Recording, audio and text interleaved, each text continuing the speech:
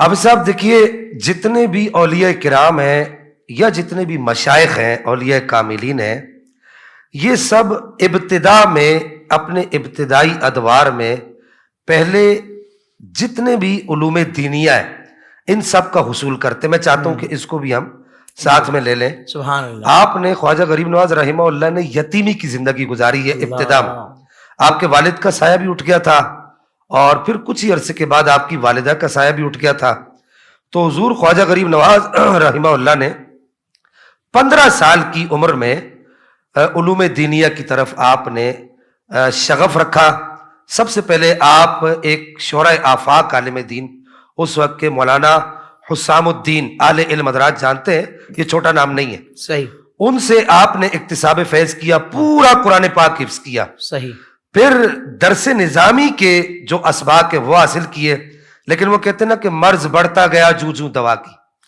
تو جیسے جیسے آپ علم حاصل کرتے گئے تو آپ کی علم کی جو طلب تھی وہ دن بدن بڑھتی چلی گئی. سبحان اللہ، سبحان اللہ. تو آپ نے یہ دیکھا کہ میری جو علم کی جو پیاس ہے اس کو بجھانے کے لیے مجھے کسی اس سے اعلیٰ استاد کی ضرورت ہے. بخارا کی طرف آپ نے رخ کیا. وہاں پر مولانا شرف الدین جو اپنے وقت کے جید علماء میں شمار ہوتے تھے ان سے علم حاصل کیا. جب آپ نے یہ سارے علوم حاصل کر لیے، یہ کوئی کم و بیش آپ کا 7 سے 8 سال کا عرصہ بنتا ہے. آپ نے علم دین بھی حاصل کیا، قرآن پاک بھی حفظ کیا. غالباً آپ کی عمر مبارک 15 سال کی ہوئی ہوگی. جی. آپ کو اپنے والد صاحب کی طرف سے جو ترکے میں ملی تھی، وراثت میں جو چیزیں ملی تھی، وہ صرف 2 چیزیں تھی. ایک پن چکی تھی اور ایک باغ تھا.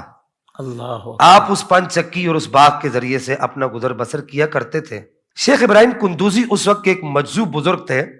وہ آپ کے باغ میں اچانک داخل ہو گئے بغیر اجازت کے.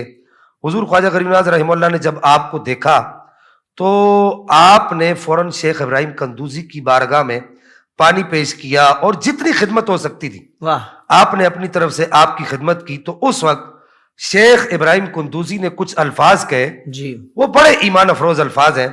آپ نے فرمایا کہ میں دیکھ رہا ہوں کہ یہ 15 سالہ نوجوان جس طرح اس نے آج مجھے سیراب کیا، ایک وقت ایسا آئے گا کہ سارا عالم اس کے ظاہری اور باطنی علوم سے سیراب ہوگا. جس طرح اس نے آج میری خدمت کی ہے، ایک وقت ایسا آئے گا کہ یہ رسول اللہ کی دین کی اتنی خدمت کرے گا کہ اس کے زمانے کے لوگ اس کی طرح رسول اللہ کے دین کی خدمت نہیں کر سکیں گے.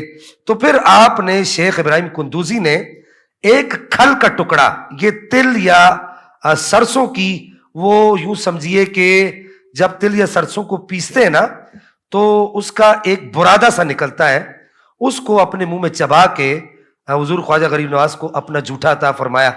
تو وہ جھوٹا آپ کا کھانا تھا تو آپ کے دل کی دنیا تبدیل ہو گئی. آپ نے اپنا باغ بھی فروخت کر دیا، اپنی پن چکی بھی فروخت کر دی، اور سب سے پہلا جو کام کیا، یہ بات بڑی سننے والی ہے، سب سے پہلا جو کام کیا، آپ اندھی عبادت کرنے کے لیے نہیں نکلے.